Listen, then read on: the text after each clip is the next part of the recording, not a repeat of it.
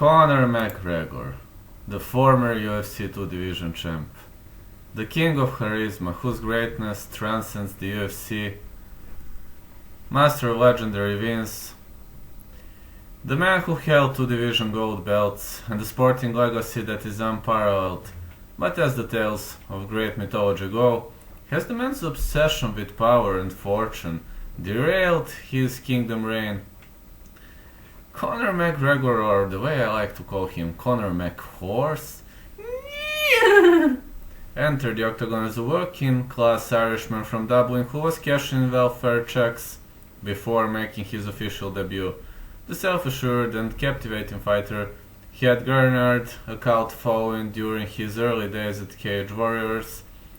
Fans were pretty much, impressed with his disruptive presence and irrefutable talent that eventually commercialized the sport throughout Ireland. He became a hero for the blue-collar man and then took great pride in fulfilling the role. Conor McGregor, he kinda became, a beacon of hope and for the Irish youth and relished the opportunity to inspire fighters from difficult stuff, and he won the hearts of fans. No doubt about that. He won the hearts of fans across the pond, to who were fascinated by his magnetic aura, and his first appearance on Ariel Helwani's MMA Hour was dubbed as the best MMA interview, I think, of all time, and Dana White called McGregor his Muhammad Ali. And later he called him his Mike Tyson. Come on! Dana loved him so much because he was bringing money. The rising star soaked up the media spotlight, using every opportunity to collect his Irish tribe and head to war. Conor McGregor used his talent to overcome adversity in life, and his fights were the ultimate example of that. The versatile range of techniques he used in his battle against Diego Brandão in Ireland perfectly displayed his dedication to the sport. He secured a dominant first round finish that electrified the onlooking crowd. By this point, McGregor had already polarized fans with his abrasive and cavalier demeanor.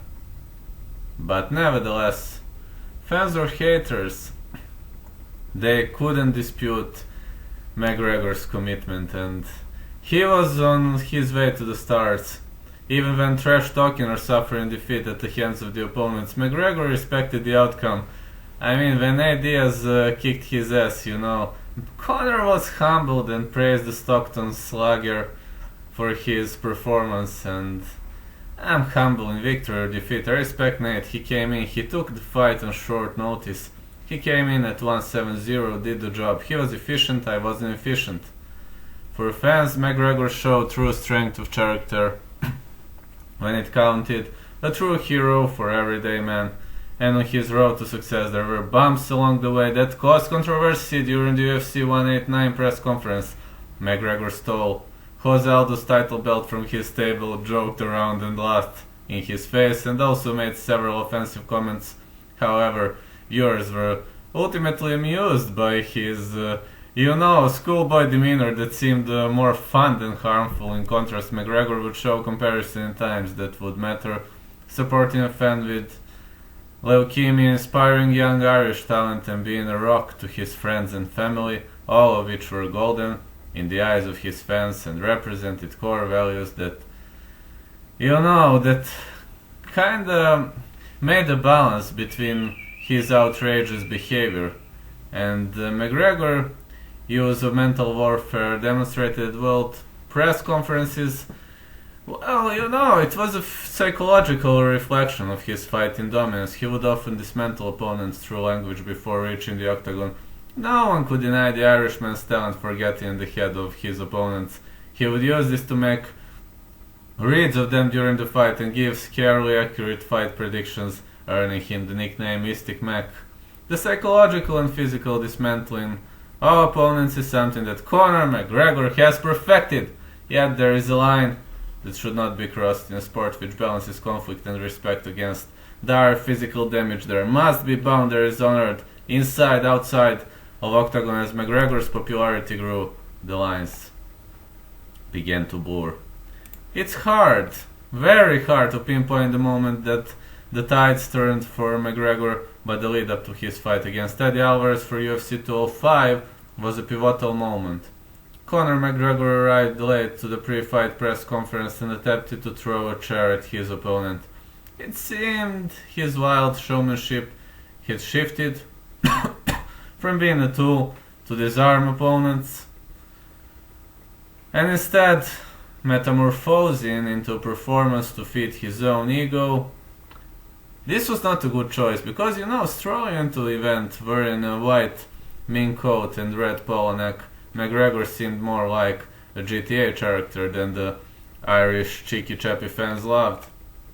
In the lead up to his boxing bout against Floyd Mayweather, it was hard to distinguish between McGregor's mental warfare and confidence or complete disregard for his opponent's ability.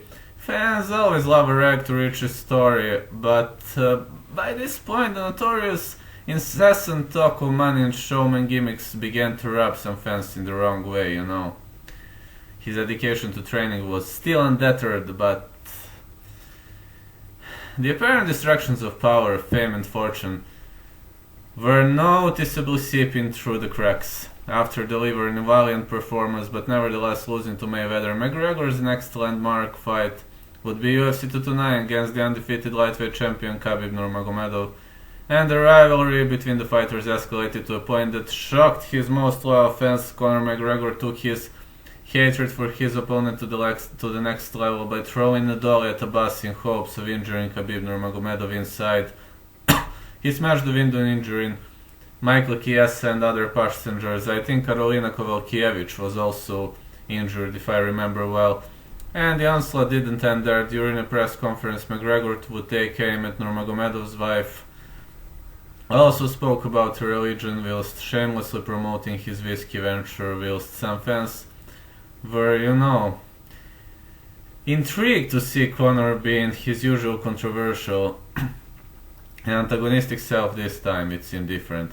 McGregor seemed consumed with his dislike for Nurmagomedov and lacked control. Disappeared again in his octagon performance against the Eagle, and the notorious lacked the level of fighting control and composure that fans were used to seeing. It seemed his rivalry with Khabib overshadowed his technical ability, and his creative attacks suffered as an expense. Equally in real life, the Irish star's focus on fighting was arguably coverage. Mystic Mac expressed the same sentiments from his early fighting days and maintained a carefree demeanor, but it had lost part of his magic in a situation fueled by hatred and fame. The lack of control culminated last month, when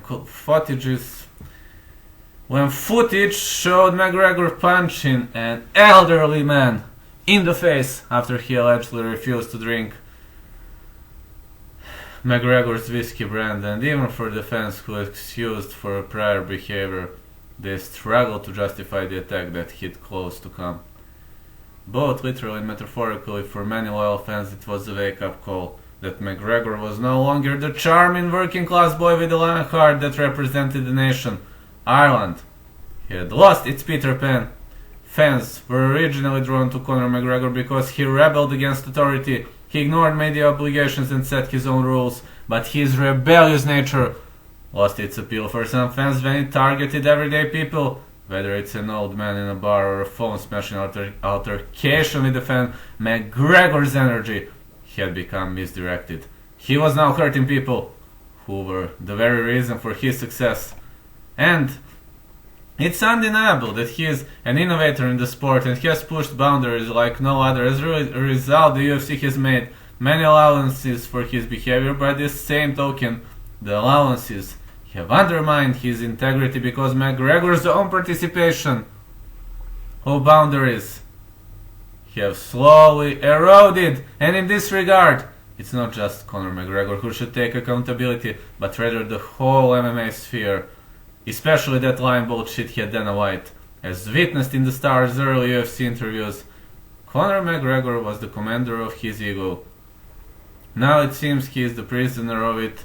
Now McGregor's future remains uncertain. He hasn't fought since his 2-0-1-8 loss against Khabib Nurmagomedov, from that lovely October, and he announced retirement earlier this year but changed his tune and teased the return later this year, and no official opponent is set in stone. And Dana White has dismissed some of Conor McGregor's Twitter claims, including a December return to Dublin. The treatment of his next fight and opponent will fundamentally affect his legacy in the sport. If he wins his next fight, Conor McGregor can potentially redeem any fans fallen to the wayside. But if Mystic Mac loses, he could dramatically affect his perception from fans forever. Scary possibility is that his trash talking and whiskey promotions will have greater longevity than his UFC fights. Conor McGregor would be remembered as a UFC product as opposed to a fighter's first and foremost. And McGregor's behavior, it kinda polarizes opinion. In the face of his change in demeanor, fans hold on to his talent and Irish lineage that united the nation on many occasions. The star has shown strength of character when it mattered, but for some fans, his pursuit of fortune and power has eclipsed his humility and reliability that they initially fell in love with. That's not Conor McGregor anymore. He is just a Mr. Mac horse. And the gold he has earned in his career has come at the expense of gold in the hearts of his fans. The gold that turned him the crown as the Irish King. It's over now. Now Conor McGregor is simply one big chump, and he has changed a lot, and I can't even love him anymore because, many days earlier I was like, oh, left-handed Conor McGregor, he's the greatest, he's the best. But now, attacking regular people, no way. I'm not his fan anymore, nor I'll ever be after such a behavior.